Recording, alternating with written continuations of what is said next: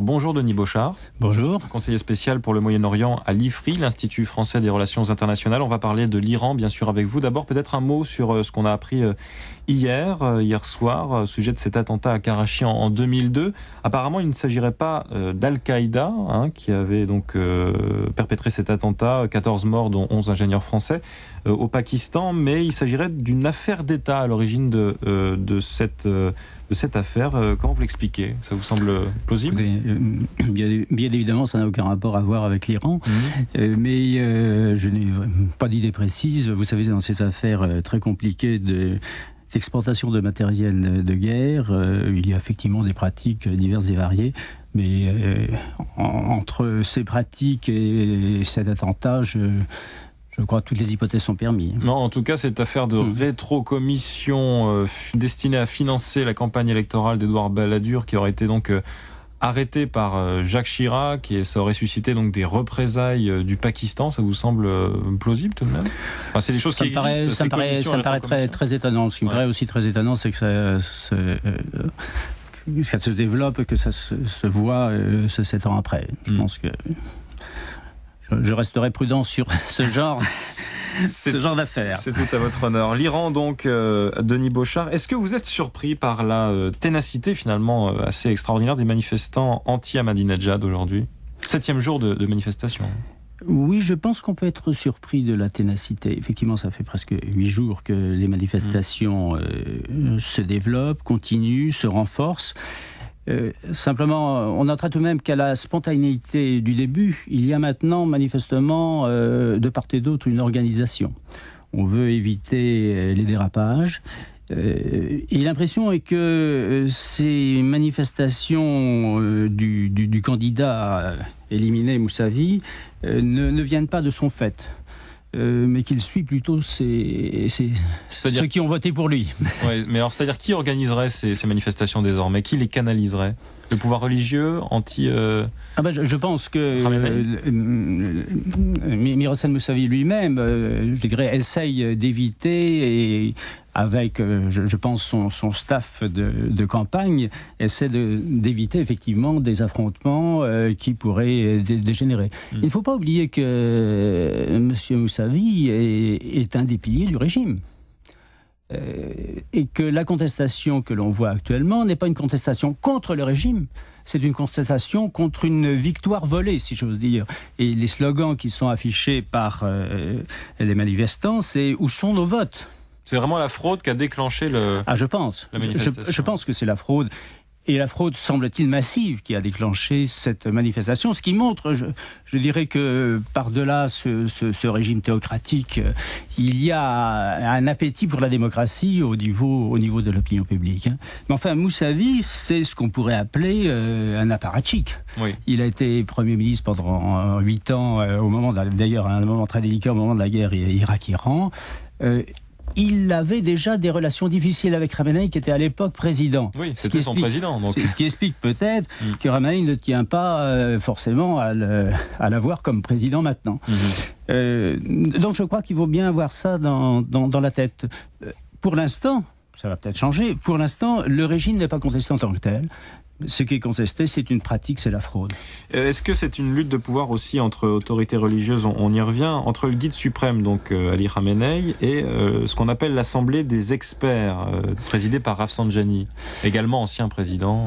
Il me semble que la tension existe entre différents ayatollahs. Il y a une dizaine de grands ayatollahs, et là aussi il y a plusieurs écoles de pensée, si j'ose dire. Et manifestement, vous en avez de plus en plus qui trouvent que Ahmadinejad n'est peut-être pas l'homme qu'il faut. Je pense que ce qui se passe actuellement, c'est une lutte du pouvoir entre factions à l'intérieur du régime. Et pour, je dirais, être simple, peut-être même simpliste, il y a d'un côté effectivement Ahmadinejad, l'ancien président, qui s'appuie sur une clientèle plutôt déshérités, qui a pratiqué beaucoup le clientélisme. Donc ses anciens clients, si j'ose dire, lui renvoient à l'ascenseur, dont le discours, dont la rhétorique très agressive à l'égard des États-Unis peut plaire à une certaine partie de l'opinion. Les Iraniens sont très fiers de leur civilisation, de leur histoire, et donc apparaître comme celui qui affronte les États-Unis, dit non aux États-Unis, peut effectivement avoir des conséquences positives pour Ahmadinejad. Il dispose également des Bassidji, qui sont une milice qui quadrille l'ensemble du territoire. Et puis de l'autre côté, il y a une coalition, je dirais un peu improbable, où on retrouve à la fois des conservateurs, on retrouve Rafsanjani, qui est plutôt, je dirais, un opportuniste. Il y a également l'ancien président Khatami, qui est plutôt réformiste, mais qui n'a pas soutenu le candidat réformiste actuel, M. Karoubi. Donc, il y a des tensions que l'on connaissait déjà depuis plusieurs mois, mais je dirais même depuis plusieurs années, depuis 2006-2007. 2 ans donc après le début du mandat d'Ahmadinejad. Et ces tensions, c'est une lutte pour le pouvoir, mais c'est également une contestation à la fois d'une politique clientéliste dont je parlais, qui sur le plan économique est désastreuse, avec un taux de chômage très important, un taux d'inflation également très important, qui contribue à l'isolement de l'Iran. Et donc, et puis aussi, c'est une lutte de personnes. C'est aussi bien sur le fond que sur le style du personnage. On voit que c'est très complexe. Est-ce que, à votre avis, la situation pourrait devenir intenable d'ici quelques jours pour le régime en place ? Écoutez, je pense que les tout prochains jours vont être décisifs. D'une part parce que aujourd'hui même, Khamenei prend la parole. Est-ce que ça, ce sera très... dirige la prière du vendredi. Ce qui est exceptionnel. Ce qui est assez exceptionnel, effectivement. Donc, on va voir s'il confirme le fait qu'il accepte un recomptage partiel ou pas, s'il apporte un soutien sans faille à Ahmadinejad ou pas. Et puis, vous avez dimanche le Conseil des gardiens de la Révolution qui doit se prononcer justement sur comptage ou pas comptage. Donc, il me semble qu'on est en fin de période de transition et que lundi, on y verra sans doute plus clair. Avec des scénarios, divers scénarios de crise qui sera sans doute le scénario de crise, il sera sans doute ni noir ni blanc, il sera entre les deux, parce qu'il y a tout de même une capacité dans ces pays d'Orient à essayer de trouver un consensus sur un compromis. Un mot sur l'attitude de Barack Obama, le président américain. On dit qu'Hillary Clinton, secrétaire d'État, souhaiterait qu'il soutienne davantage les manifestants. Il y a peut-être effectivement débat au sein de l'administration. En tout cas, il y a Clinton, Obama. Il y a sans doute débat. Il y a aussi l'ancien candidat républicain McCain qui effectivement devient assez critique sur la politique extérieure d'Obama et en particulier sur l'Iran. Je pense que la politique d'Obama est assez sage.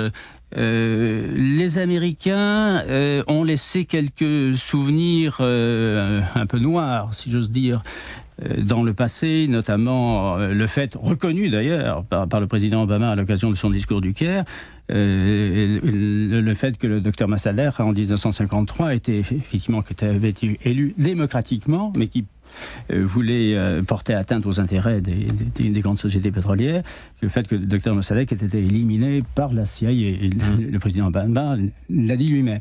Donc il veut créer dans l'opinion publique un autre climat dans les relations avec les États-Unis.